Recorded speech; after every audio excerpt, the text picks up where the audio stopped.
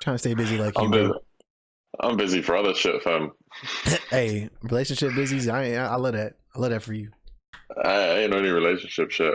I have work shit, then I have friend shit, then I have life shit and shit. I mean, hey, what? Same shit, different toilet. Always, bro. If you don't have multiple toilets to shit in, that's your own issue. Oh, exactly. What's the Little Wayne bar? I got 10 bathrooms. I can shit all day, nigga. So dumb. Well, lyrical genius, bro. Lyrical genius. top, Hate top is gonna hate. yeah, no, for a top tier. But welcome everybody to the Special Friends podcast. I'm here. What literally nobody knows, one of the inspirations for the name of the podcast, and also one of the legends himself, Viva Red. Fun fact: he was the first episode of the Special Friends podcast, but the video got corrupted, so nobody knows that except for the people who were there. But we're like, oh, this is dying, and you're like, bro, we just keep going. Me and you having a conversation. I'm like, yeah, no, it's blessed, but this is dying still. Those are different times. We're here now. We're growing. We're what's the word? Evolving. We're evolving. I used to be Squirtle, but who am I now? Blastoise. Blastoise. Let's go. I'm War Turtle. I'm in the middle. I ain't at my peak yet. Oh, okay. Got a few more levels. I was ready for Charizard to come running through, but still, it's okay. It's okay. Oh, I can't stand Charizard. I've never been a Charizard fan. Oh, well, shit. Okay, fair play. I mean, I don't. Yeah, I mean, life happens, bro. Life happens. I like Venusaur and Blastoise. Charizard, he's 5'11". I'm taller than Charizard. I'm taller than Charizard. That's facts. So That's facts. it's like, bro, I can't respect somebody shorter than me. I don't care if you blow fire, bro. Run these hands. but but anyways, like I said, we're here, my man Viva. But the perfect thing about having Viva back on the podcast is because I started a new thing where I ask people, what does it mean? Like, what does friendship mean to you? Like, what makes someone a friend? And I didn't ask you that the first time. So now we get to have you here and put you on the spot and ask you, Viva, what to you makes someone a friend, especially someone who called their community at one point the friendship? Yeah, so my community used to be called the Friendship. That's facts. So for me, what makes someone my friend? So I have quite like a unique situation where my really close circle are my chosen family. So like lots of people say that, and like lots of people have that, and that's kind of like what they go for. Yeah. But my family situation enables me to literally have that as part of my friendship, as you were. So I think for me, what instills being a friend or what's like a true friend would be that element of kind of trust and forgiveness and the good mix of both, right? Because everyone makes mistakes, everyone fucks up, and you don't need to be in constant contact with someone to call them your friend. But respect. My friends are my family when they're in the close circle, and that level of trust and kind of understanding and then forgiveness on top of that is really kind of what makes the combination for me. Okay. Yeah. I like that. Let me ask you then. You said it's a blend between trust and forgiveness. Mm-hmm. Are there unforgivable acts when it comes to friendship? Specific ones. Like, is there lines? Can there be lines crossed? I mean, like, don't fuck one of my exes. Oh, so interesting. So you said exes. I mean, don't fuck my current girlfriend either, like, trust. Yeah. But like, I mean, so the thing is, for me, there's like a split in like relationships and friendships in that regard, right? Mm-hmm. So like, some of my boys have had their hearts broken. I ain't then gonna move to that girl because like that's kind of mad. And the thing is, right, this happens more often than not because my first girlfriend and my second girlfriend were really good friends. Oh wow! Like, and that kind of like ruined their whole entire friendship, right? So I know it happens, but then don't expect me to then be cool with you after the fact. Do you get me? Yeah. So like, and I wouldn't expect you to be cool with me either if I'm like fucking one of your exes. Like, because, and also as well, like, because, I mean, that's just rough, isn't it? Like, how are you meant to then be like cool with that person, knowing that, like, what if your ex is their, how do you say, is their one, you know what I'm saying? Yeah, that's their person. I mean, And then you got to applaud the situation. You got to applaud the situation, and you got to live your life. yeah. Doesn't mean I need to be your boy though. Yeah, exactly. You know what I mean? Like, that's what I'm saying. It's a completely different thing to be able to be like, I respect you, you crack on, but I ain't gonna be your best friend anymore, bro. Like, no, I'm just not. Like, let me ask you now, because this did not speak the good question in my head. go on. If you had to choose between your bros and your boo, which one are you choosing? Think of your best, the bro that you're closest to. Like, if you found out his ex was like you like you said, you hung out with his ex one time, and like you felt like she was the one. You didn't even know it was his ex, and he was like, "Oh yeah, yeah, she broke my heart like 2 years ago." Like, are you choosing up? Are you choosing your broski? Are you choosing love? I mean, they're both love, but they're both love, but on different scales. yeah. I mean, if she's like the one, if I'm sitting there and I'm having like genuine conversations with myself, then bruv, I'm going for her still. Okay.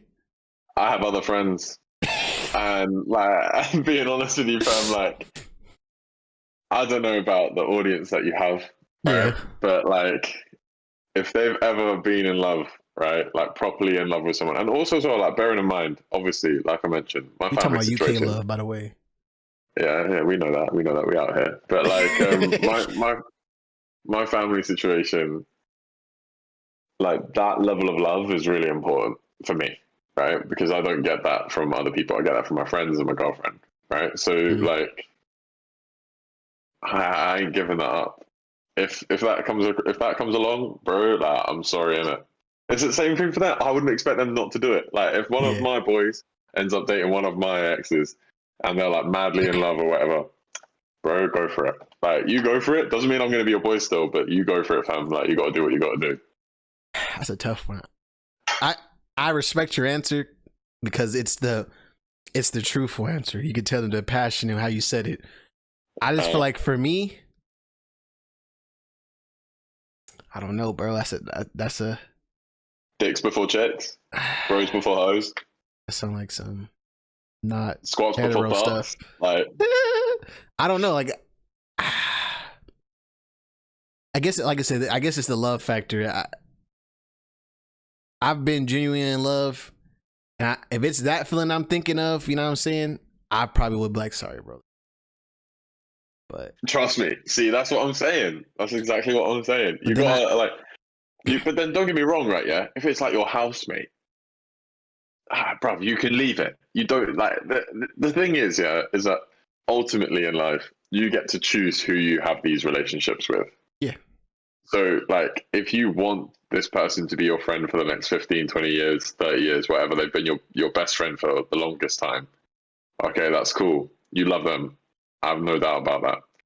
You can make the conscious decision to not have sex with his ex. And also as well, to be honest with you, by that point, you probably already know them really well, and like, it would, like, the scenario wouldn't happen. But if the scenario does happen, which it does, bro, like, yeah, I'm sorry. So let me. I tripped, fell, landed in her purse. It just happens. It just happens. Let's have empathy in a situation. How do you feel about that same scenario in a small town? Because you live in a pretty big place where you can find other people pretty easily. Imagine you live in a city that's 600 people deep. I mean, bro, you're doing your thing, innit? You're doing your thing. That's what I'm saying. Like, you're just doing your thing. Well, I'm just saying, if you live in that situation, if you were in that situation, would your position on that change? Like, it's like, bro, we've been going to this school with the same chicks since elementary. We're going to college with the same chicks. How long? So have you ever watched Love Actually? No, I haven't. Okay, so there's a scene in Love Actually. This dude marries this woman, and his best man is in love with the woman as well. And what the best man does is on Christmas Day, he says, like, with no intention or anything like this, I just need to tell you I love you, right? She comes out of the house, she kisses him, and like she just kisses him and she says, like, I can't remember what she says, but I think it's something along the lines of like, thank you for saying. And that's it. They don't do anything more. They live knowing that that was a thing, right? I personally, I'm kissing her and I'm grabbing her hand and I'm taking her home. Like, I don't know, but like, fam, if the feeling's mutual and you're not happy in a relationship, better to take them out of the situation and be with them than to leave them with one of your homeboys. That's real love. There you go. You heard it here. Hey, you heard it here. Viva, the love coordinator. Nah, but I think of The Great Gatsby a lot when I think about this, because as much as I want to believe in the fairy tale love, I understand that there's a lot of factors. Have you read The Great Gatsby? I watched the film. Which one? The old one or the new one? The one with Leo, so probably the new one. You see how she did that, man? Did you see how she did that, man? She did that, man. She loved that man with all her heart, and in the end, I gotta go. I said, went over to his house, fucked on her. Poetic justice, man. Poetic justice. And then he gets, I mean, but hey, the beauty, I think the best part, when I was younger, I hated the end because he dies. Fact, sorry, spoiler alert. But spoiler alert. he dies, but I didn't realize he died with the thought that she called. You know, the phone's ringing. And then you can see him like get like euphoric, and then he gets bodied. And I'm like, yeah, I think that's a beautiful ending for him. Like, damn, my girl was calling when I got bodied. But when I was younger, I was like, the fact that he died was had me hot, because like, why? He's such an inspirational character from the mud. Got it from out the mud. But yeah, I won't harp on that too much longer. But yeah, I like the way you think about friendship, man. It's good to know that. I think about friendship so deeply. I'd fuck one of my friends' girlfriends if that meant that I love them. Well, yeah, you love your friends so much that I would stop being friends with you just to fuck your girl. That's how much I love you. I wouldn't want to be your friend if I was doing stuff like that. Trust me, any day of the week, bro. Any day of the week. Nah, trust me. Like, on a real though, yeah. Like, yeah. So I have not done that to one of my friends. Never. But like, I know if the situation's there, bro. Like, people do it. Doesn't matter. Like, so you weigh up the options and you crack on. Let me ask you this: is it specifically girlfriend, or it's anybody you've had relationship with, like some form of relationship with? Meaning that if you met a girl and you guys are just fuck buddies, and then your broski messes with her, does that still apply, or is it only if you were? I see. Committed? I've had that happen to me. One of my friends when that happens a lot. This is a wild story still. Yeah, there was a girl that I was friends with Ben's with, who I refused to have sex with. But I was a virgin at the time. I was like, I don't want to lose my virginity to you, but I'll do bits. So we were doing bits. Yeah. And one of my friends, like my closest friends, had sex with her, and I didn't know about it until after I like stopped it all and got with another girl. And then also one of my other friends did bits with her too, because I didn't do bits with her that night, and I went home because I was like, actually, no, I don't fancy it. And then she did bits with my other boy. And I'm sitting there and I'm going like, yo, she did shit with 3 of the same group of guys, and she had previously done shit with another one of our group of guys. I'm like, yo, this is a bit wild still. Call her a team brother. Like, call her a team player. She's a team player, and like, to be honest with you, that was fine. I wasn't in love with that girl. Like, don't get me wrong, part of me was a bit like, fucking hell. Like, I was like, there's shit going down here, but like, I'm still cool with the girl, still cool with the guys. Like, see, that's good. I just wanted to ask that one question, because some people feel like if I had any type of form of relationship with you, you're off, and I'm like, you can't claim someone that wasn't yours, bro.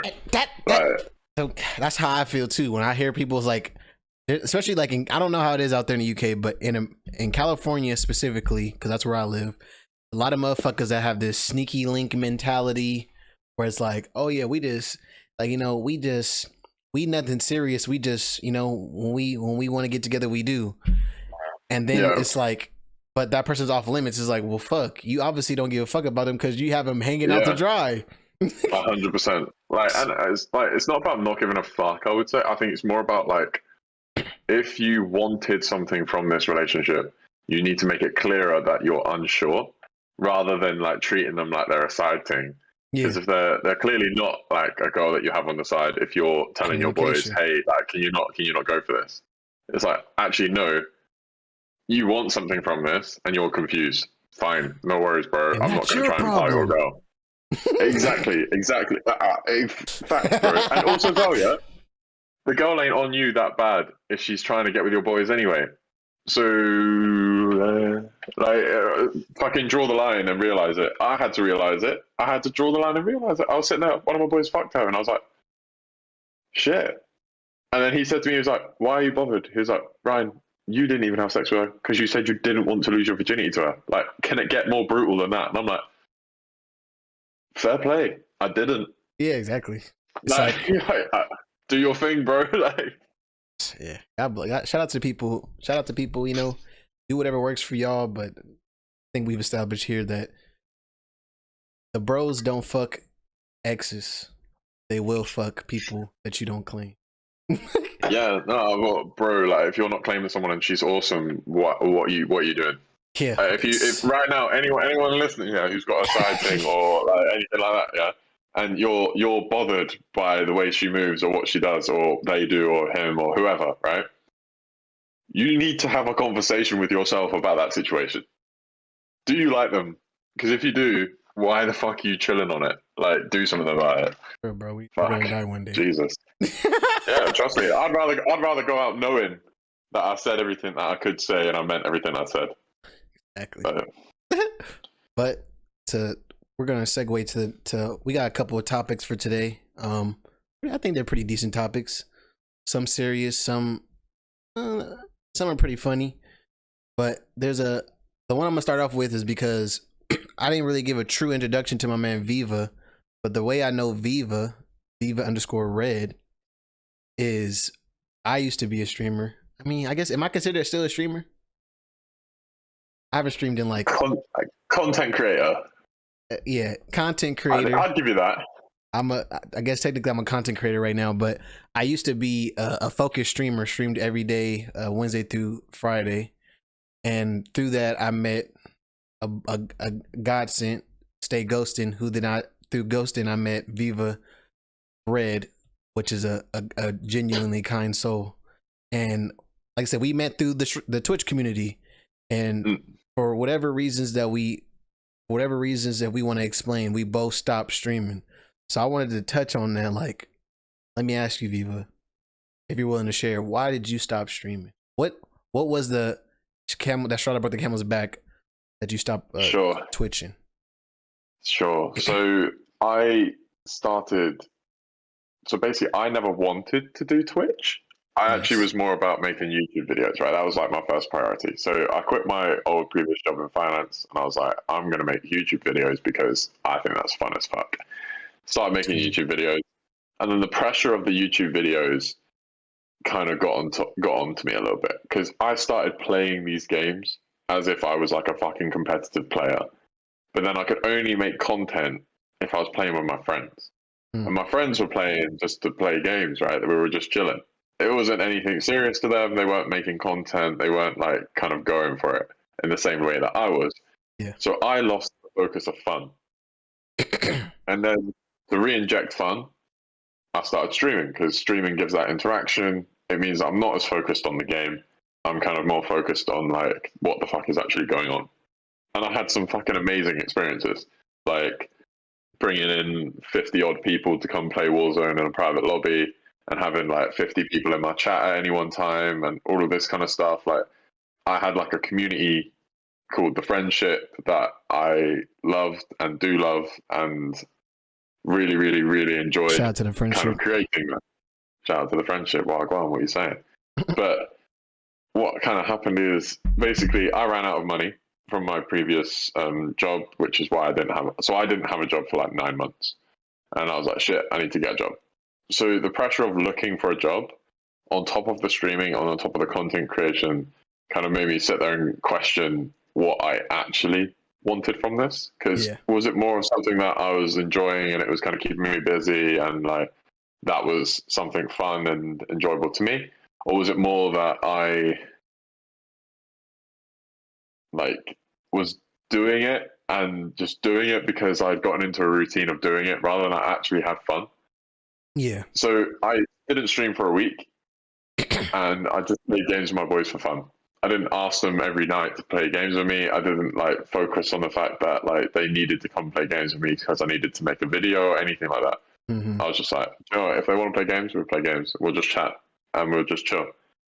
I was having way more fun Yeah. just playing the games with my boys Mm-hmm. and like just having our usual chat and like not getting asked, are you recording? Oh, can this not go into a video? Or like, oh, you know, some of the conversations we were having were like, that's my time with my friends. So I didn't want to keep like exposing that. And I was enjoying myself way more because I was sitting there, I was just playing the game. Like Yeah. it was no longer about creating content or trying to talk to a chat or trying to create a community and these sorts of things, which ultimately to me, and sorry to anyone who is in the friendship at this point, that didn't matter that much. Yeah. Like the time spent with my friends playing games was what mattered to me. So yeah, I had 10 people in the chat who were interacting to me. That was my focus. That was all I was there for. I was Mm-hmm. like, I'm here for this. I'm here for this interaction. This is what I'm here for. Yeah. Well, rather than actually just playing the fucking game and enjoying myself, which is why does anyone else play games? You know, So, and there are streamers who are insanely gifted and awesome at like speaking to the chat and slapping on the game. I'm not talented enough to slap on the game and chill with the chat and also talk to my friends about all the things I want to talk to and build a community. mm-hmm. Maybe I could have done that.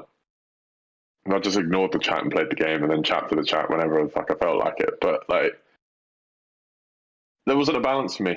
And I just lost it. I was like, actually, nah, this isn't fun. I don't care for it anymore. I don't want to sit here and feel like I have to fucking talk to a microphone when no one's on the other end of it.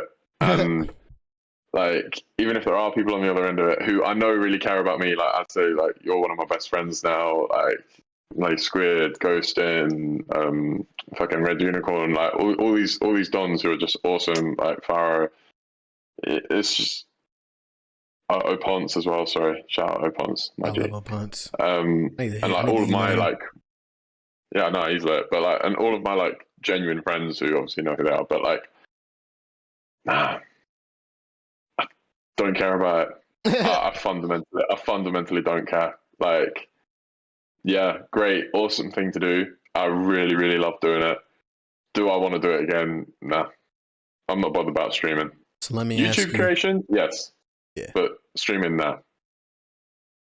So I've listened to you. I want to ask you, what was that moment where you knew it was a wrap? Like, what was it? And I feel like, cause I think back on myself, I remember it was a specific stream that I remember like, yeah, this is probably gonna be I think my I last even stream for know a the while. stream for you, bro. So like, what do you feel like? Was there like a moment where you like either stopped streaming or you're making a YouTube video? You're like, this stop. So never the YouTube stuff. I like the YouTube stuff. Mm-hmm. And although it was fucking long to edit the videos, because I used to make like 2-3 minute intros that were just me taking the piss out of whatever I could think of, or like creating a Star Wars intro or whatever. They were really fun. I was learning new things. The streaming thing, I think like I'll name no names. I'm sitting there, I'm playing this game. One of the guys jumps in, he's in the chat. And it's just like, hi. I'm like, yo. And like, and I mean, they were in there for like 5 minutes. And I'm just like, what the fuck am I doing? I was just like, Joe, yeah. Like, I'm, I don't care. I Yeah. don't care. You know, and I stopped the stream halfway through. I wasn't playing well. I wasn't having fun. My friends weren't chilling. They were just like fucking quiet because I was sitting there talking to a fucking stream, right? And I'm just like, nah, actually, man, like, dead this. I'm off. Yeah. Like, I don't need to do this. I actually don't need to do this. Like, and it's because I had a break for 2 weeks because I started my new job. And one of the guys at my work was like, "Oh, are you going to stream?" And I was like, "Do you know what? I'll actually stream tonight." So I'm like, jumped on, started streaming. All good. Guys jump into the chat. All the usual people jump into the chat. Like, all worries, no good, whatever. Guy jumps in, hi. Like, there for 5 minutes. I'm just like, I have no need to do this anymore. I don't, and I had other shit going on in my life. Like, I was in another relationship that I'm not in anymore. Like, that was all going on. I had an asshole. Like, I hope they listen to this. They're cunts. I had assholes that I lived with who I didn't want to live with anymore. Nice. And like just dealing with like fucking a hostile environment and a hostile mind. Yeah. And like all the things that were going on. I didn't need to fucking be there. I didn't need to fucking I didn't need to turn on my computer and stream to people. I didn't need it for me. I wasn't in the right headspace anyway, and I wasn't enjoying it. So no. I feel that. Yeah, I would say I mean, people probably listen to this podcast. They probably were people who watched me when I streamed. We might have some new people. Shout out to y'all. Love y'all. We're gonna be here every Thursday. But yeah, bro. When I was streaming, you know, I didn't even want to really stop streaming. I think this the circumstances of me like going. You know, it was the problem of me balancing streaming, working in a relationship at the time, and just the goals that I had going into streaming in 2018 started to change 2020. So this is like obviously perspective. I went from at 2018 I was 21. Obviously 2020 now I'm about to be 25 next year. I'm gonna be 25 this year, 2022. So I was 23, 24. And obviously perspectives start to change a little bit when you know you start to feel a little older. You're like, okay, I'm getting closer to 30. You know, I do want a relationship, I do want to start a family and whatnot like that, but where does that fit in the life that you have set up right now? I was starting to battle those things while also streaming and understanding that. And it basically came to a point where I was like, do you give up a relationship for the next 5 to 10 years to see if this streaming thing works? And granted, you know, I had a little bit of momentum and I had some pretty good times and pretty good opportunities. But yeah, bro, when you stream for 2 to 3 years, because you streamed for how long? 9 months. Yeah, so you streamed for 9 months. I've been streaming since 2018, I believe, like the end of 2018 all the way through. So after streaming for about like I think it was like 2 almost 3 years, things start to feel a little bit different. You know, once you get past the affiliate grind and then you see the big mountain that is partner, you're like, legit. I'm just like, bro, like I'm pushing, I'm trying to make content, I'm trying to balance my life, trying to see I was trying to build a relationship with my mom and stuff like that because I had been frayed at that time, and just like going through life while also trying to be entertaining and positive for the stream. It ultimately came to a point. I think it was a Fun Friday stream, which is my favorite stream. And I realized when I realized I did the Fun Friday stream, and granted, it happens all the time, but there was like dead ass nobody there, and I still had a good time. I'm not gonna say I had a bad time, but it just dawned on me like, bro, you've been doing this for 3 years. You know, you got Fun Friday stream, you had the tea time topics, you had the podcast, you had the fucking posted content on Instagram.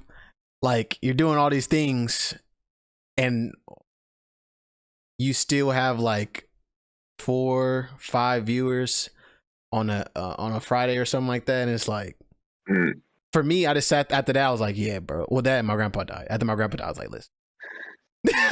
I was like, my grandpa's dead. I'm fighting these emotions. Me and my relationship was starting to fray. So it was a lot of factors. Like, I'm coming onto the stream trying to be as positive as I can because I feel like that, and I'm gonna continue to do that because I feel like I do have an overwhelming ability of positivity. So I like to give that to people who might not have that same ability. So I'm going over here trying to be this positive influence and be this light for people. But shit, it was getting dark. It was getting dark for me. Like after stream, I used to just feel like shit. So I ultimately took a because break. and it's like zaps your energy. Like you do come off a stream. Like I remember when I was doing the Warzone private lobbies, bro, I would crash so hard after those because like it like the level of stress The level of that you're going multitasking. through. Because I'm sitting there and I've got people in the Discord, I've got people in the chat, I've got people texting me, I've got like the thing actually happening on the bloody screen, and like the fact that I've like given so much energy to make that happen, and like it's the same with like your Friday podcast, bro. Like, oh, sorry, your fun Fridays because you had so much stuff going on, and it was just like happening. I was just Drew, by the way. Yeah. You'll have so much stuff going on and like happening at the same time that like, whoa, what the fuck are you meant to do with that? Do you know what I mean? Like it goes from like you're organized, you're planning what you're doing, you're asking people to turn up. They say they do, and then they don't. Yeah. Or like, and then you've literally planned your entire kind of like day around like the fact that you've like today this, and I respect every streamer. Like no matter what content you're bringing out or anything like that, I respect it. Okay, because people do not understand how hard it is until they do it. It's resource intensive. So much. And then like even just like if you're a really shy individual, and there are a lot of them who stream, and ultimately like that can be something that's just like such a confidence grower. Like it impacts your whole being able to do that. Yeah. And I think that's something really special. But fuck, man, if you can do that and build a community and maintain the community, like for example Djax, who's been doing this longer than both of us and recently hit partner, like bro, fair fucking play. Yeah. I think that's amazing. Like good for you, you know. I'm also someone, I love being social. I start this new job with people my age. Like that's how I met my current girlfriend. Like, are you joking? Yeah. Every day of the week, I'm going to go do that. Every day of the week. I don't want to be held to the fact that like, I said I'm going to stream if I don't want to do it. So there was a thing too, so the next question I had was, and it's a two-parter, because it's like, what's this landscape now of Twitch and the struggles of returning to Twitch? So if you aren't familiar with Twitch, people who are streaming, they understand, and the people who are who watch also understand. There's the landscape that is Twitch right now is like, I won't say garbage. It's a lot of bullshit that wasn't there originally. Like, you know, we obviously always got the titty streamers, you know, which is the women. And I'm not knocking. I actually enjoy to know that women can the titty streamers. Well, of course I enjoy the streamers now, but I enjoy. I like to know that there's an opportunity for someone to benefit off of something that, like, you know, like Amaranth, where if you want to use your body to get, you know, and lick mics and shit like that to get money, and that works for you, I'm all for it. You know what I'm saying? Like, that's dope. The thing that started to bother me was you could see Twitch, the company, was leaning more into that than actually helping other people build a community, because most people don't know, like, I think I had an average 13 viewers, and I was in the top like 5% or some shit of all the streamers. Like there's a chart you can look at. So it's like, that means the majority of people who are on Twitch have less than 5 viewers. Less than 13 viewers watching their stream, and 13 is, even though it's not a lot, it's not enough to make money, but that's a lot coming from the point that I have no following. Like, you go on my Instagram, it's like 60 fucking people. Like, the percentage wise, it's good, but it's like, bro, like, this is not, I don't know if I can keep grinding like this to get to a point where one day I might have 100 or something like that. Like, this, the landscape that is Twitch does not give you the ability to grow. So as much time as you're putting in, it's no algorithm to help you get found. There's no incentive for a person not to continue to watch you and then watch the next person. There's just, to me, like, as far as that goes, that's a reason why I don't want to go back, especially right now. Like, and I tell people all the time, if I go back, I'm going to YouTube, because I was going to say the same thing. Yeah, if I'm gonna go back to streaming, I'm gonna stream on YouTube. I'm not gonna stream on Twitch again. Like as much as I love Twitch, and Twitch is where I've had so much good times, I just YouTube. Why not knock two things out at one time? Like the video stays on YouTube. Like I said, that becomes content that can then be searchable. I say YouTube is literally owned by Google, which is about finding good searching algorithms. Don't get me wrong, streamers are still pushed to the side on YouTube as well.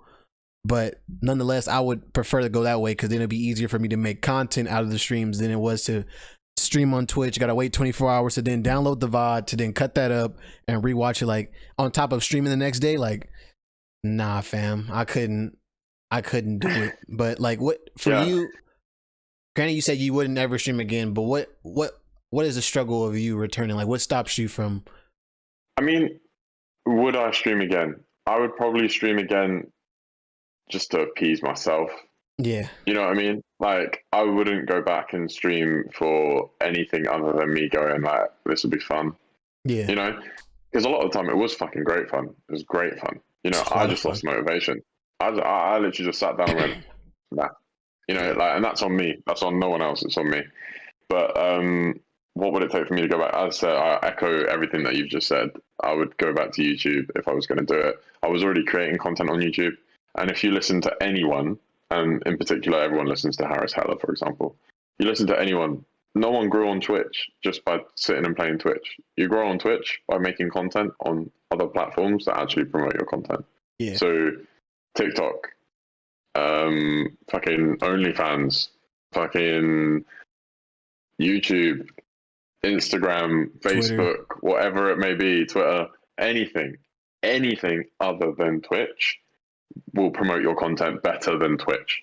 100%. So, and Twitch just does it on a number of views. So if you're not in the top 0.5%, you're fucking irrelevant. You're good now. Am I better now? Yeah, you're good. Cool. Yeah, but like if you're not in that top 0.5%, you're nothing on Twitch. Like, absolutely nothing. It's true. It's true. Like 14 people, bro. Like I remember, I said the max that I had, I think, was 65. And that was on one of the party streams. So that didn't happen often. That happened twice, right? Yeah. And like genuinely, like that was it. That was the pinnacle of my career, you know. And our friend Djax, who's now a partner, found success by playing a really niche game. So yes, there are ways to succeed. There are ways to do it on Twitch, but then I don't want to play that niche game. Well, exactly. It works if, like I said, Djax actually played Project Zomboid before Project Zomboid was even on Twitch to stream. So he played it when it was in beta. He genuinely cared about that game. But as someone who was like you genuinely like Call of Duty. So for you to go play a different game is not normal because that's not what the fuck you play. You play Call of Duty. I play Call of Duty and I chill with my friends. Exactly. That's what I'm there to do. And I wasn't about to change the content I was making to appease a bunch of people who I don't care. I want to appease myself. I want to have fun. Yeah, exactly. You know? And yeah, like Djax is playing a game that he loves. Fucking crack on, my dude. Before that, he was playing Call of Duty with me. He was playing fucking Clone Hero. He was playing Star Wars. Like, he was trialing and error absolutely everything under the sun until he found something that worked for him. Yeah. And that's completely cool and awesome. And he was following his dips. He was understanding what was going on. Like, he had an idea about what to do to succeed at the same time as having fun. And I've never seen anyone put more effort into their streams either, but still. And even then, granted, I don't know if he spoke on this, but, and it's his common knowledge when you think about it. I imagine he wants to play another game, but he understands that this is what people come to watch. So for me not to play this game, Shroud talked about all the time. He said, yeah, I'd rather play World of Warcraft every day of the week, but you guys don't come here for World of Warcraft. You come to see the flicks that I make on Apex and Call of Duty. So I had to play those games like Valorant, Call of Duty, stuff like that, because that's. I mean, like, there's all types of examples of that, bro. Like iTemp, who's an Apex streamer. Apex content creator on YouTube, right? Yeah. And he, in one of his videos with Sofar, says, "I really wish that we could make content that we want." For real. And like, you kind of sit there and you go, like, Like these guys, it's their job. It's their full-time job though. Don't get me wrong. Like that's Yeah. kind of what to take into consideration here. I wake up every morning, Monday to Friday, and I do my job. Would I rather be doing something else that I am like completely and utterly enthralled? I have a camera in my phone, in my backpack. Would I rather go out with my camera and take photos all day? Fuck yeah, I would. Like fucking yeah, I would. I'm sorry if anyone from my work is listening, but like that doesn't matter. I'm getting paid to go and do this job. That's what I'm there for. Like Exactly. I'm there to make a living. So yeah, if you're a content creator, you're gonna do some shit that you don't want to do. Yeah. So it's up to you whether or not you want to like take that hit and do it. No, 100%. But yeah, on the question, I think Twitch is a dying. I don't think it's dying. I think it's very niche. I feel like streaming is always going to be its own bubble. And I just, it's not something that will I ever return? Maybe, but never in the same capacity. Like it probably would be like, cause like even like when I think about the content that I want to create, I remember when I was with my girlfriend Deja, we were talking about it, and she had made a logo design for me where she turned, like, so you see this Wuzi logo I have on my shirt. She made something similar to this, but the W was a game controller, which was a pretty dope design. I really enjoyed it, but it's one of those things where I told her, I said, I don't want to be recognized as a gamer because the content I want to make that I enjoy the most is not even gaming content. Like, and everybody saw it like, oh yeah, when you stream, I mean, when you do podcasts and stuff like that, it's way more entertaining. I'm like, well, duh, that's like, don't get me wrong, I enjoy video games, but I enjoy video games for the same reason you enjoy it. Like, don't get me wrong, except for Call of Duty. Call of Duty is straight competitive. It's strictly to win. Like, if we're not trying to play to win Call of Duty, don't play Call of Duty with me. But nonetheless, other games like Apex, it's about Call of Duty to an extent too is like it's about hanging out with my friends, using dumb guns and trying to do the funniest shit. Like, let's just get airplanes and fucking shoot on everybody that we see and see how far we can get into the game. Or like, let's see how far we can win with just a car. I mean, whenever we play Call of Duty, like, this is the thing, right? It's uncompetitive, but I like to have fun, and I know I'm good at Call of Duty. Yeah. So I know I'm good where I'm like, I can chill, and like, if I really want to sweat, then I'll sweat. We can sweat. But like that's kind of like, I like that dynamic. Mm-hmm. But like, I have some friends who literally just want to play and fuck around in it. And like, there's times that I don't want to fuck around, and I'm like, no, I'm not about it. But like, we always had fun when we played. Oh yeah, listen, you fuck around until it's 20 people left, 20 teams left. When it's 20 teams left, it's like, listen, put that shit away and grab fucking loadout and get Ghost. We're locking it in. Before that, when it's 150 squads of the map, fuck it. Let's just run up on people. I got gulag. Let's fucking do it. But if we're close to the dub and you're still fucking around, I'm turning the game off. Like, officially. Yeah. But yeah, that's what happened with my content creation though, bro, is I went from having like that kind of fun to like literally every single game, like 100 people in there. I'm like, I'm shooting 3 people out of the sky before we even fucking drop, boys. Yeah. I'm like, so you best believe shit's going down. Like, if you're not here to play, get off the fucking game. But please play with me. Yeah, you guys also play Rebirth, which was way too sweaty. Like, I try to play with you. When you're playing Rebirth, I said, listen, I can't play Rebirth. Rebirth is too intense. I love Rebirth. It's too intense. We love it because it's just constant. Going. And that shit gives me a motherfucking migraine. Nah. But yeah, ultimately, the main reason I stopped too is just because I wanted to make different kinds of content. Like I said, I'm doing the podcast now. Got a future podcast in the works. My YouTube content, I would like it to be more lifestyle driven, like vlog like styles, because like you said, as much as I like playing this video game, I got my passport. I'm trying to go see Viva. And that sounds like better content to make. Like, let me go see Viva and record this instead of like me with you on the game. Like, yeah, man, we're here, we're having fun. Like, don't get me wrong, that's fun, but it's a different experience when you see somebody and you can enjoy the good times. Conversations are different. We would vibe so hard, like so hard, bro. I can't wait to meet you. Like, genuinely, it'll be awesome. Saying, bro, I'm gonna come out there soon. I got the passport. Like I said, now I make good money. So all this, I only got $3,000 in debt. Oh wait, $3,785 in debt. So once I pay that off, it's a wrap. I'm gonna get my 1 week off, and I'm like, I'm going out there. But bro, yeah, you're more than welcome. On that note of coming out there was a I want to talk about this article I saw. I should have put who I read the article by. I think it was like America. It was like America Today or some shit like that. But they talked about that Americans feel like, so in America, obviously we're going through tough times. They raised rent I mean, raised rent. They raised the minimum wage in California to $15 an hour. I don't know the financial situation of other states right now, but they asked Americans on average how much money they need to feel financially stable. And the amount they said was 30% higher than it was before. And they said on average, a person, they said, so they basically, this could be ranging from $0 to whatever. The average was $124,000. People said they feel like they need to be financially stable, which I try to convert it for Viva. It's 94,000 quid a year. And I just wanted to get your opinion. How do you feel about that amount? So in the UK, I would say, depending on where you live. So London is where I live, and that's the capital, and that is extortionately expensive compared to other parts of the UK. Yeah. Meaning, so for example, I'm in a very nice flat in London with one of my friends right now.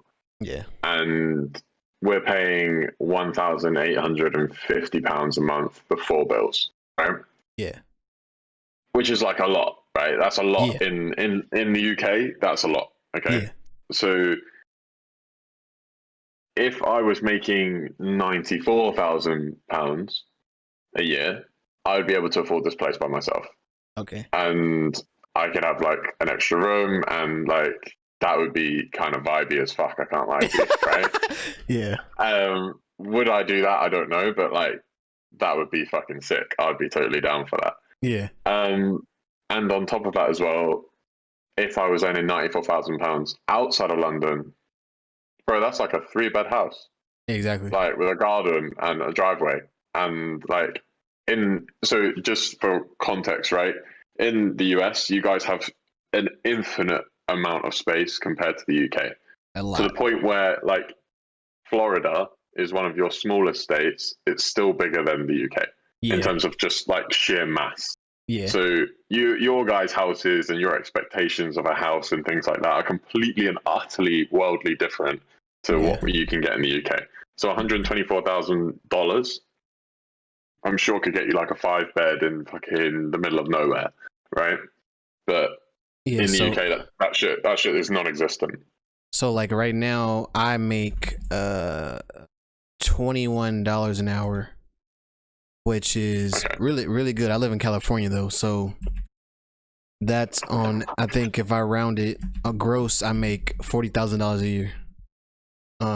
Okay. So that's 124,000 is for 12. That's 3 times what I'm making right now.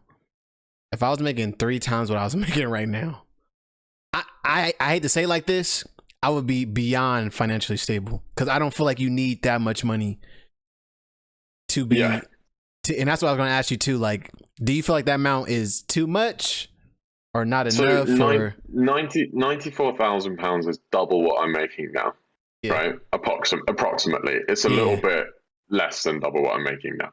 Yeah. Oh no, sorry. Yeah, it's about what I'm making now, like double what I'm making now. Bro, I do not need that much money to be financially stable. That's what I'm saying. So I was earning, when I was in finance, and I'm just going to speak fluidly about the numbers, I was earning £50,000, which is probably about 70,000 US dollars. Yeah. That was my base salary, and then I had a bonus of up to 100% of my salary. And I got, in 6 months, I got 33% of my bonus. Yeah. So, like, I made like 70. How much I make? Like 70 grand in that like 6-month period. Yeah. And bro, I was fucking living. I could do anything I wanted. Like, and I was in London. Don't get me wrong. I think that probably accommodates like the average household. So that's like kids, mortgages. Like, I can appreciate that more. If I had 2 kids and I was earning 94K, sure, I think that's about right, actually. And it makes sense, because you said if you had 94,000 quid, you will be able to afford that apartment you stay in right now by yourself, which makes sense. If you have a wife and kids, then you would need that space. But so I can see from that perspective. I could have a wife and a kid in this flat. A kid. Like, you couldn't have two. There's two not share enough that. rooms. It's not two enough to share one room. Two people can't share a room. There's not enough rooms, bro. Like, legit. Like, so my room, you could probably get two single beds in here, I reckon. So maybe, but you'd be pushing it. Yeah, when they get older, it'll be a struggle. It'd be awful, and like that's why no one in London, like, or like you don't live in London when you have kids unless you're earning like a fucking extortionate amount of money, bro. Like, there's no point. No point. But I actually think that's about right. If you have kids. If you have a kid, if that's a family income, 124 sounds about right. But even then, I feel like with a family, because if I make 40, if I make 80, if I make $80,000 a year, I think I should be able to feed. I think I should be able to have a wife and one kid. But then, so on this, right? To be financially stable, that's subjective, because like, what do you define as financially stable? Because like, for me, financially stable is the ability to purchase what you want, but not everything that you need. Do you get what I'm saying? Everything you need, or the other way around. To purchase what you need, but not everything you want. Sorry, fuck me. Words. It's late. But still, like, that's how I see that. Yeah. So that's what I say. I wrote the question right there. How do you what is defined as financially stable? And I think that's a good question to ask, because like you said, I feel like if I'm able to pay my bills and then also go out on the weekends and do what I want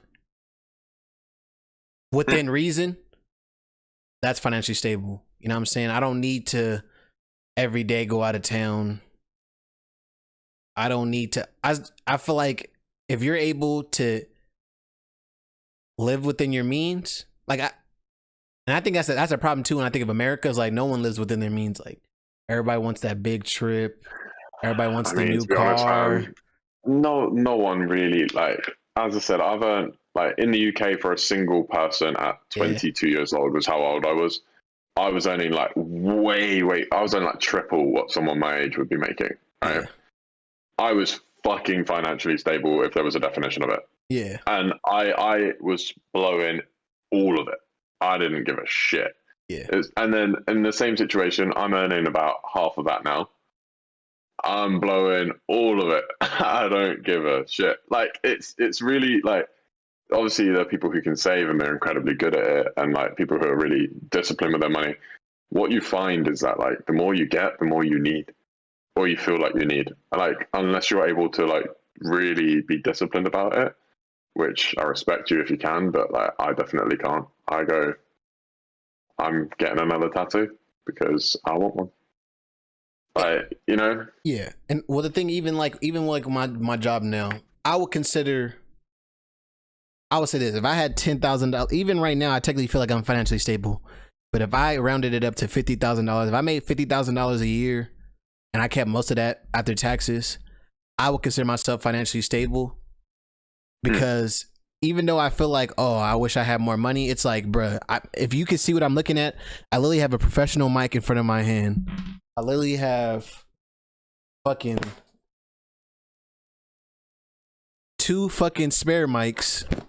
If you ever watch me stream, I got 2 other fucking professional mics that are somewhere in this house somewhere. I'm staring at 2 monitors, a professional lighting setup. You see motherfucking Air Force Ones in the corner.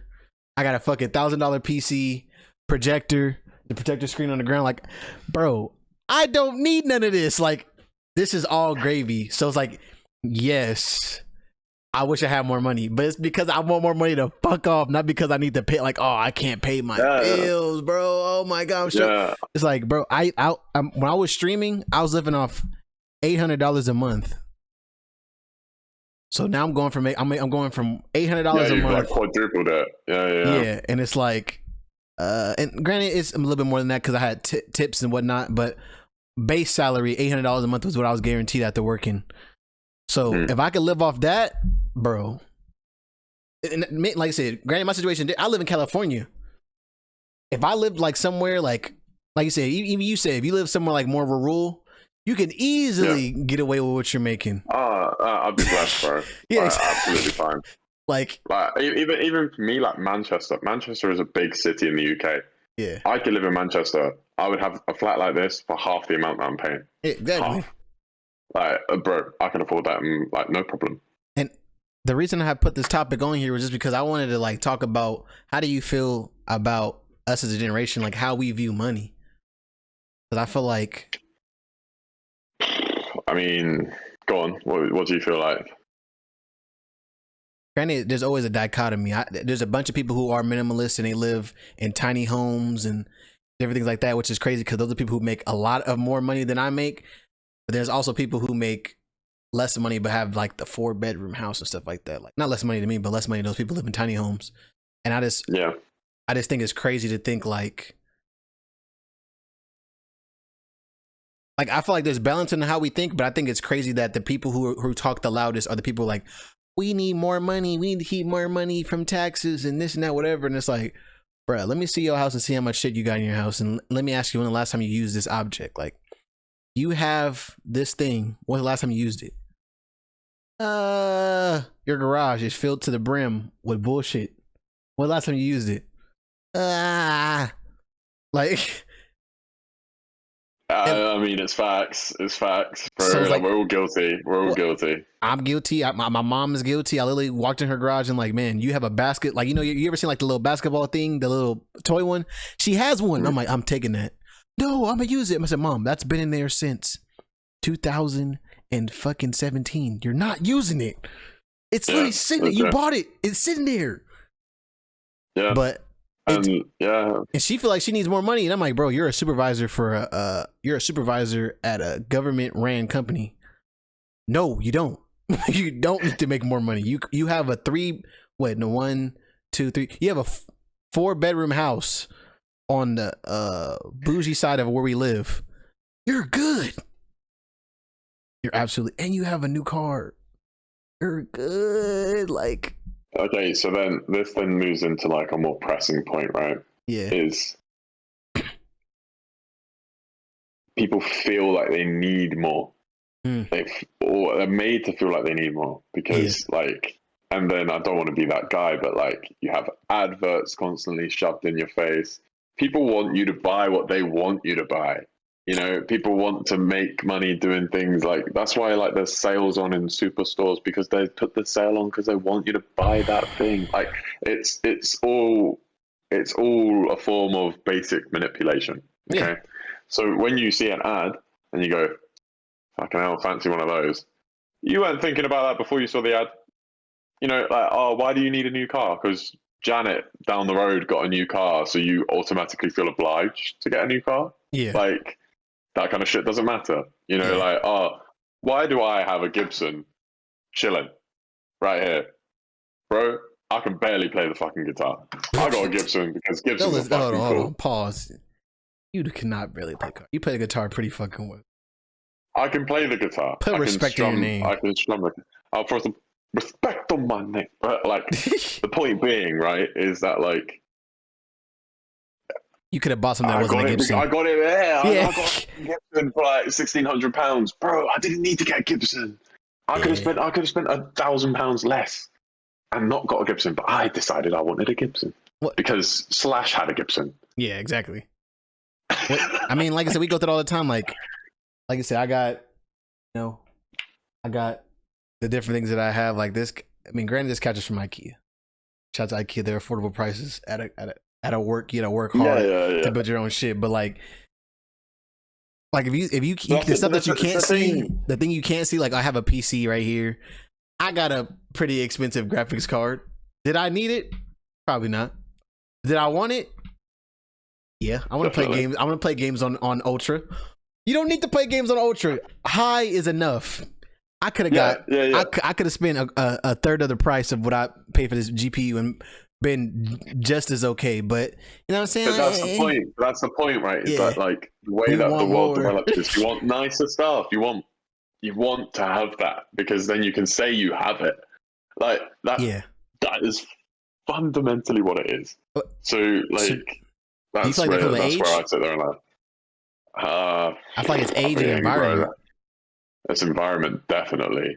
And like, yeah, it comes with age, I guess. Like, you want to be able to prove that you have stuff at the age of 30 or like whatever age you are. You want to show like, okay, like, I can get this for myself, or I can do this, I can do that. It's all bollocks at the end of the day, but like. So do you feel like it gets better or worse with age? Oh, fuck me, Murray. That really depends, doesn't it? If we're being honest. I feel like it definitely depends because like my mom obviously is 40. Well, I'm 24, so she's 44. And she is probably a hyper consumer, is what I would call a hyper consumer. And someone my age, I mean, granted, like I said, my environment was different from hers. My mom lived in a 14 kid household. Fuck. So I can imagine not, you know, talking to my grandma and hearing the stories like she used to go to a restaurant and they would sell her the already cutting potatoes that they didn't use for the day so she can make dinner and shit like that for everybody, because you know they sell it at a fucking dumbass cheap price because they can't use them the next day, so they're trying to recoup some money. So like hearing someone grow up in that situation, I can't totally be mad at her for wanting to buy everything she wants, because when she was younger she probably couldn't get, mind you, she was the youngest of 14, so like she probably couldn't get what she wanted when she wanted it, you know. And then at 20 she had 2 kids, so it's like, I mean, if she's at 40 and she feels like she wants to get whatever she wants, I can't be truly mad at her, you know. But my situation now is like seeing her do that. I don't, like I said, for me, I like to spend my money more on experiences, like, and that's just like, I want to go on a road trip. I want to go on a road trip from here to New Mexico. Why? Because there's a hot air balloon festival in New Mexico, and it just sounds dope to drive down the state highways. Like, that sounds dope. But some people are like, nah, I'd rather just fly in, be there, get the hotel and stuff like that. And it's like, no one's wrong. I think no one's wrong. No one's wrong. No, not at all. But it just trips me up that it's shifted from flying. I don't like that it shifted that these things are going from being a luxury to now feeling like it had to be necessity. Like, it's a necessity that I should be able to fly out of the country every year. Like, no, it's not. It's not. I'm sorry. No, it's genuinely not. But then people feel like they should do that though, because as I said, like, there's societal pressure on them too to be able to do that. You see people going to Cancun and Tulum, your friends go, and you're like, fuck, why can't I go? Yeah, no, 100%. And then that becomes like a need for you to be able to do that.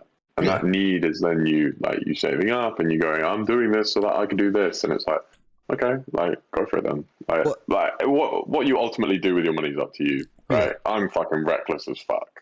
So I'm reckless as fuck. And I'll own it every day of the week, but I have fun. When it comes to food, as I'm having fun. Oh, bro, don't even try me on that, bro. When it comes to food and when it comes to hanging out with my friends, I will blow the check immediately. I'm 100% the same, bro. It's not even like I would do anything. I don't give a fuck. Like, literally, I'm like, oh, I'm gonna save money. I'm budgeting. Like, oh, I don't need to buy this thing, this and that, whatever. But as soon as my friend's like, hey, you trying to go out? It's like, yeah, I'm trying to go. Yeah. Oh, Ryan, do you want this takeout? Yes, I do. Yes. I do. Are you joking? I was waiting for you to ask. Yeah. Fucking yeah, dude. I mean, I'm lucky to. I mean, it's a sad existence right now, but I'm lucky that I don't live in my friends don't live in the same city with me no more, because I would be blowing the check. Because like, even like, so when I lived in Fresno, obviously I was making $800 a month. And then I have my little side hustles to help me make some more extra money. And I would use that money to fuck off and hang out with my friends and stuff like that. But I'm like, bro, if I was making the money that I was making right now in Fresno, I would be a raging alcoholic. I would be, for lack of a better term, I'll probably be a not so great man. And I would probably go buy a new car just because it's like, bro, you just have all the extra money you don't need to do. You don't. Yeah, I mean, I don't feel like I need it. I mean, I'm glad I see it as a tool, because like I said, I'm trying to start the clothing brand and then the podcast. I got the podcast and stuff like that. So like this is usually where the money goes to. Like, oh, I'm gonna keep doing things that, you know, hey, we're here having a good time. Plus, I want to be a millionaire, and not for the sake of having money. I just want to add that to my, it's added little accolades like, oh yeah, your dad was a millionaire once. I hit 1 million, just 1 million. Then I went right back down. I mean, 1 million is enough, my dude. 1 million is a lot of zeros. But before we end this, because I think we're an hour deep, and I don't know what time it is for you, but I know it's pretty late. It's 20 past 9. Fuck yeah, see, you gotta go to bed. You got works in the morning. I got works in the morning. I got shit to do. No, but you're good, bro. Go on, tell me. So I think the last topic we're gonna do, cause I was gonna talk about the top one, but I think I want to do something a little bit more fun. I was on Twitter. Great place, great people. I'm finally learning how to use Twitter. I'm like talking to people and chatting it up. But there was a trending topic on Twitter that I did not think I would ever see, and the trending topic was petty ways to break up. So I love this kind of shit. This is so fun, bro. Going through the thread was just so funny. Like, so the ones that I wrote there was a guy by @RiversTaro. He said by sticky note, and I thought about that. Like, bro, imagine like you're good. Y'all slept together, whatever, and you come home after your day of work, and there's a sticky note on the refrigerator door, like, yeah, we're done. Or like even worse, like she made you lunch, and you go home, you go to work, and you're like, oh, she left a little note. It's like, this is the last meal I'm making. We're done. Like, oh man, don't call me. I'll be gone by the time you get home. Sticky note. That's wild. Sticky note that's is so wild. I And think it'd be funny. Oh, go on. You go. No, I was gonna name some other ones, but what would you say would be funny to do? What? I think it'd be funny to like call into the radio show that they're listening to.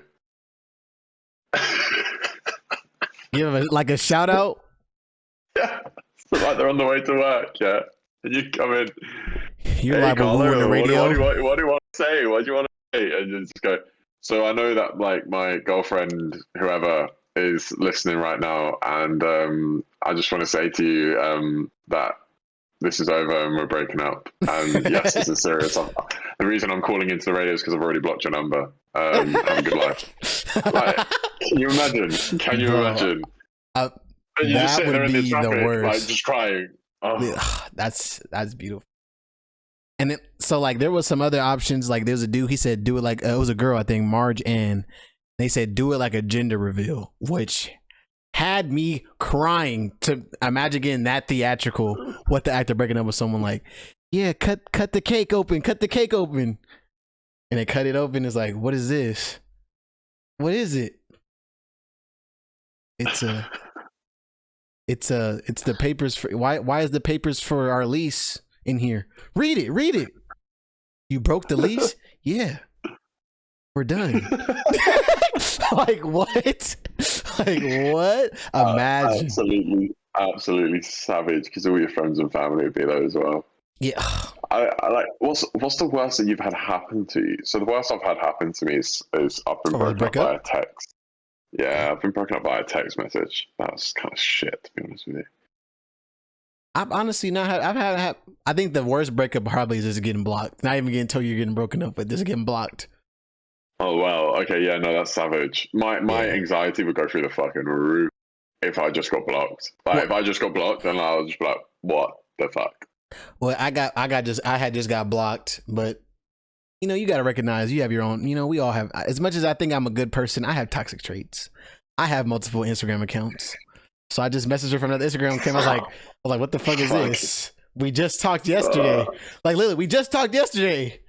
Blocked on my phone, blocked on Snapchat, blocked on Instagram. So I messaged her. Oh, brutal. I messaged her on another email, another Instagram account I had. And yeah, it was done. And I was like, what's up? Fuck me. I think another one would be really funny if she like jumped into your Twitch chat.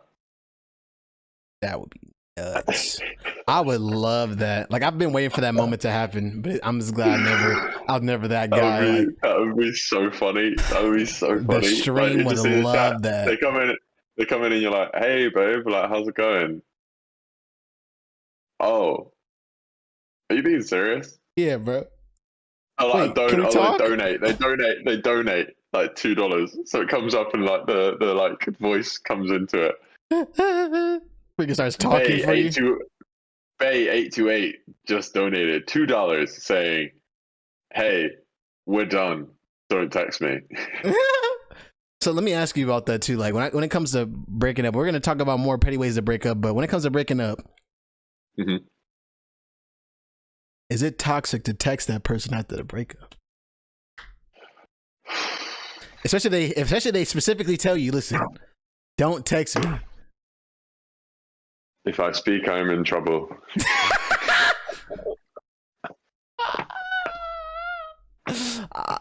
I'm not gonna lie.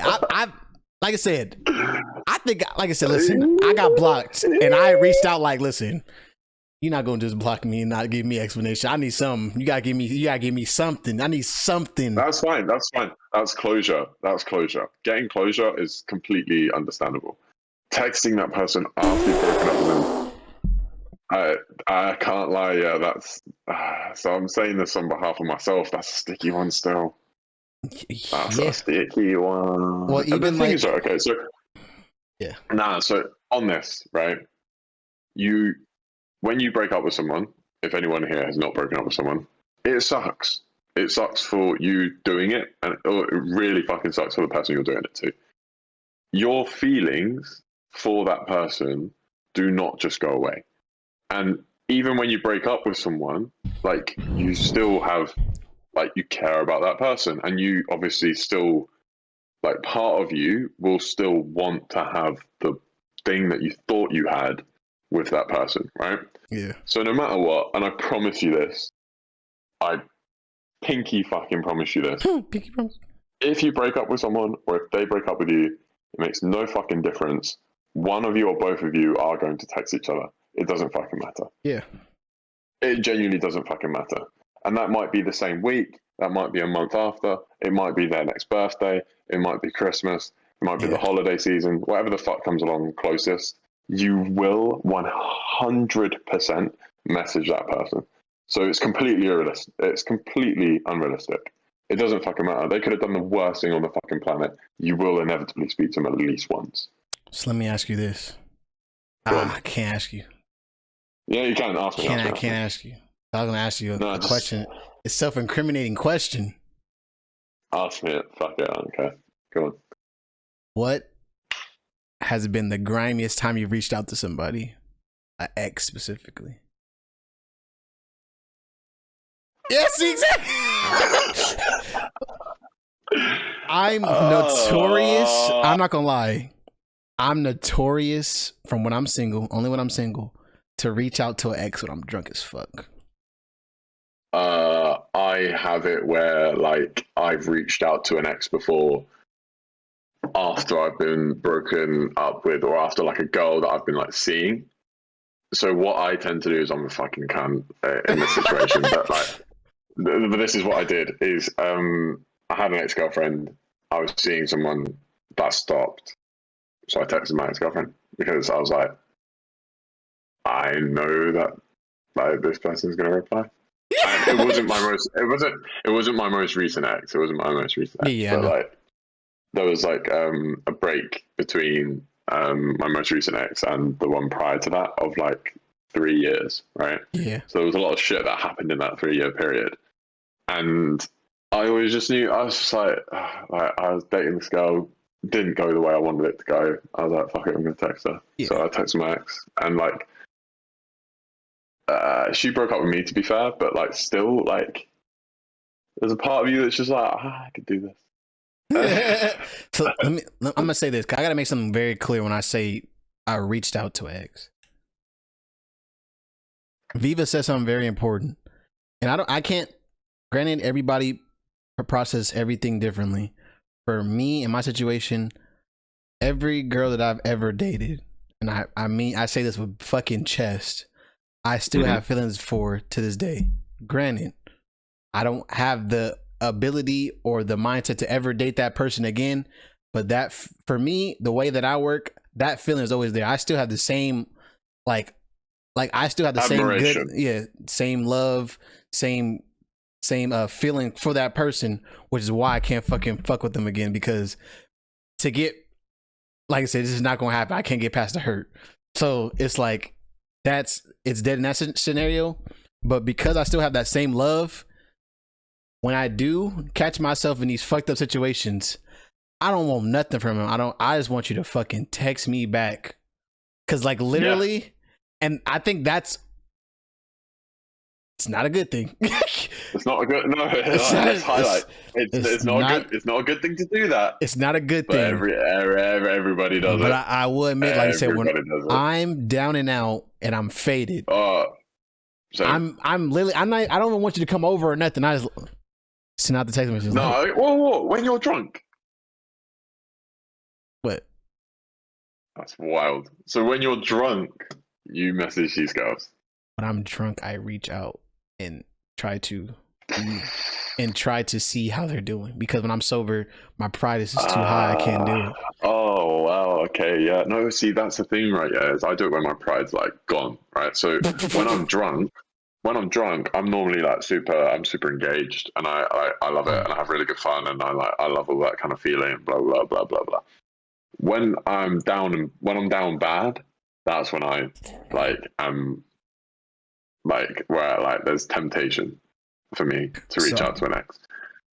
I'll say this. And it's not because I want to get with them again or want to be with them or any of that bullshit. As I said, I only did it to the previous one, not to the most recent one.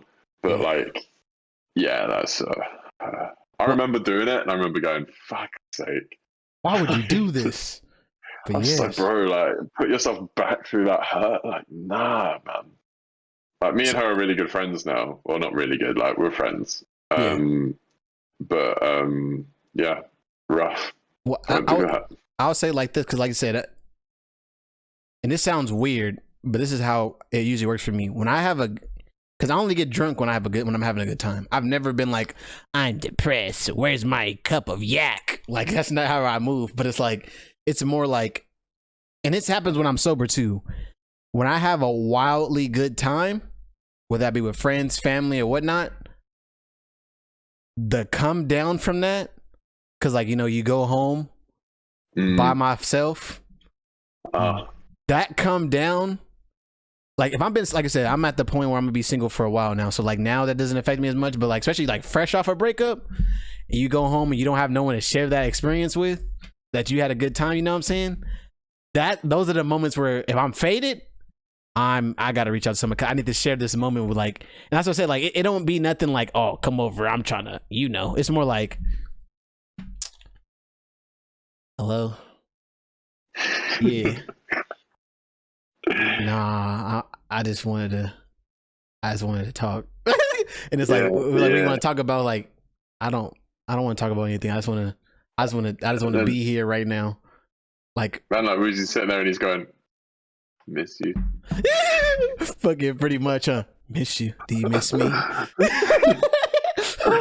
But I was just, like I said, I don't know. It's that's the only thing that I'll say that I haven't done it. I haven't done it in a long time. You're like, sorry, I broke up with you via sticky note. Yeah. I didn't mean it. Let me ask you that too. Do you feel and granted, like I said, I've had great breakups up until I got blocked. But other than other relationships, I literally was straightforward. Listen, not working, this, whatever. And we had a manageable relationship after. Sure. So as far as I couldn't imagine being broken up in a petty way. I'd probably go ballistic. I think that would trigger me to be more toxic. No, fuck that.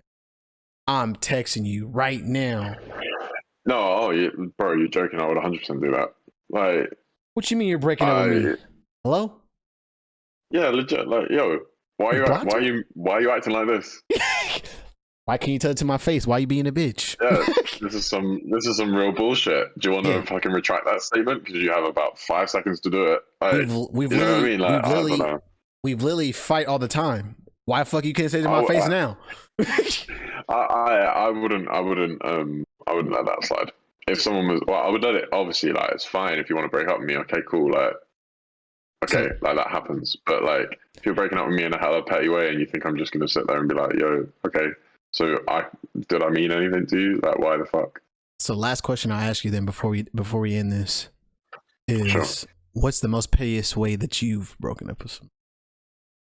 I've only ever broken up with one person, and it was fucking heartbreaking. I'm talking about. Well, I mean, All the pettiest, even like sneaky links and stuff. I did something quite savage.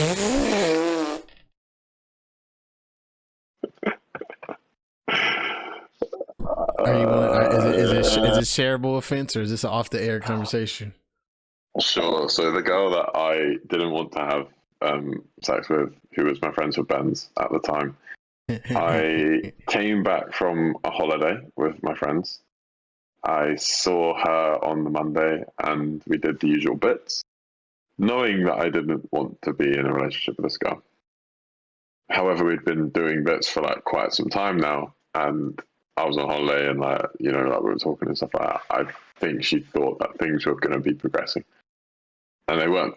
So I just wanted to chill and do bits. So I chilled and did bits with her on the Monday, and then on the Thursday, the girl that I actually fancied and wanted to be with, and wanted to lose my virginity to, went to a party, and she texted me and she was like, "Rye, come pick me up." I'm like, "Great." So I go pick her up, and like then me and her do bits, and then a day later I lose my virginity to this girl. Nice.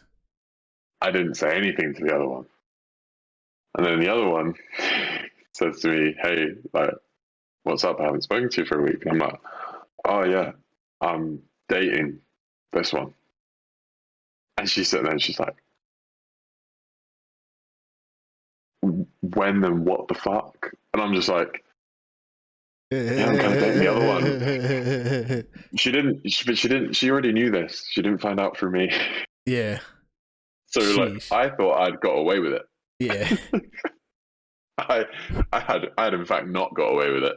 He's but like, I oh, was like, oh, one of my friends will tell her. We'll be right. Yeah, exactly.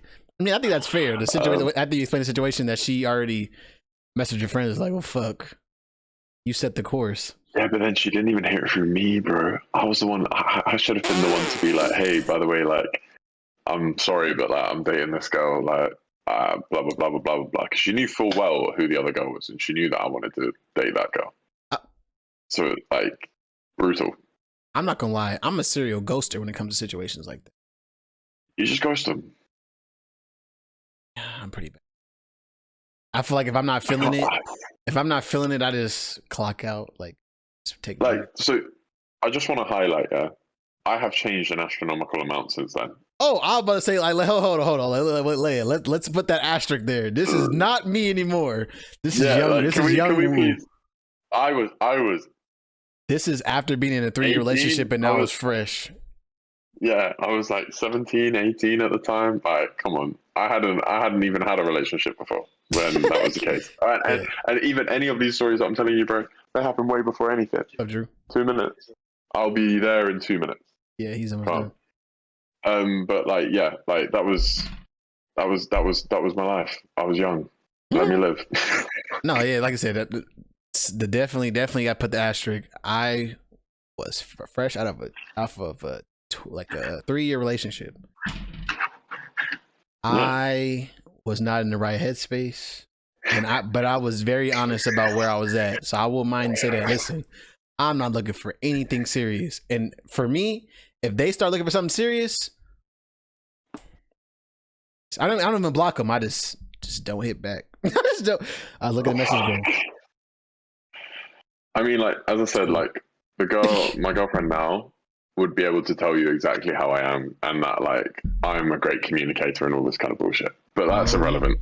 We've said this for entertainment purposes. Yeah, 100%. Yeah, I mean, yeah. I just wanted to share y'all my life a little bit. You know, I'm pretty sure people can relate. Like I said, people can relate. Let's be honest.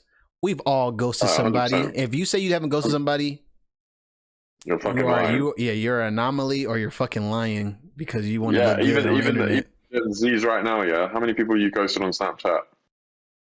How many people you go to on Snapchat? Answer yourself that question. Bro, Can you breathe in the answer to that question? mind you, I've been ghosted as many times as I probably ghosted people, and I'm okay with that. I can't even lie to you. It's disproportionate for me. Yeah, Disproportionate. that's what I'm saying. It's not even an equal. It's not even an equal exchange. Like, I give everybody a chance, but like, it's some people like they'll like talk to you for one day, two, and then go bye. Bro, I remember the first time I got ghosted. This girl ghosted me. I won't say her name, bro. I shit you not, that hurt me to the core. To the core. Bro. Like, I remember just being like, oh shit. And then she responded like a day later, and then she went, don't know why I responded to you. Because I went to school with her, and I asked her, I was like, yo, like, what the fuck? And she was like, I don't know why I responded to you. I shouldn't have done that. And I was like, whoa, that's wild. Yeah, I remember. I like I said, I'll never forget the first time I got ghosted, because, and like I said, I've always been moved with a genuine heart. So like, I liked her, whatever, and we liked each other, and she just told someone to tell me like, yeah, I'm not feeling him. And then we went to the same school together, and just never, she would see me and just walk past me. And I remember the amount of pain that I felt, because it wasn't even about the you know, like her not liking me. It was more like, the fuck am I not, damn, I can't even get a conversation. I can't get, and like, I remember one of my friends, one of my people I was close with at the time, I think her name was Janet. She knew the reason why, but she never, ever told me what it was. And I'll never forgive her for that. I love her. Shout out to both of them. I hope y'all doing good in life. But the fact that you never told me why is always going to boggle me, because I needed that. And now I don't need that closure. Fuck it. But at that time, I'm like, bro, I was such a, I believed in the fairy tale ideology of like how relationships worked. I was like, I need to know. I need closure. But really, you don't need closure. I would like closure now, but you don't need closure. But back then, I was like, bro, I just need to know what happened. Like, what did I fuck up on so I don't have to do that again? Yeah, legit, bro. Yeah, man. God bless her. But y'all, that was the Special Friends podcast, again with another special friend, my man Viva_Red. Do me a favor. Are you doing anything? Let them know where to find you at, bro. Oh, bro, I'm a fucking ghost in terms of everything at the moment. At Casper. You can at Casper _ghost. Nah, like, my own shit is Ryan C. Nevins if you want to find me on my personals, or you can just type in Ryan on Wuzi's and I'll come up. But yeah, like in terms of like the Viva Red stuff, it may return. I don't know when it will return, but it may return. We'll see. No pressure. Live life. Yeah, that's where it's at. Like I said, this is my man Viva. Came back at you guys with another episode. We're gonna head out, and thank you guys for listening. If you guys enjoyed the podcast, please do me a favor and subscribe. I'll be trying to be posting these episodes every Thursday. I'll be posting the audio every Thursday and try to post the videos every Friday. If I fuck up, I'm sorry. I'm trying. I'm striving. I'm trying to do better. But love you guys. Appreciate you. And we out of this thing. Peace. Peace.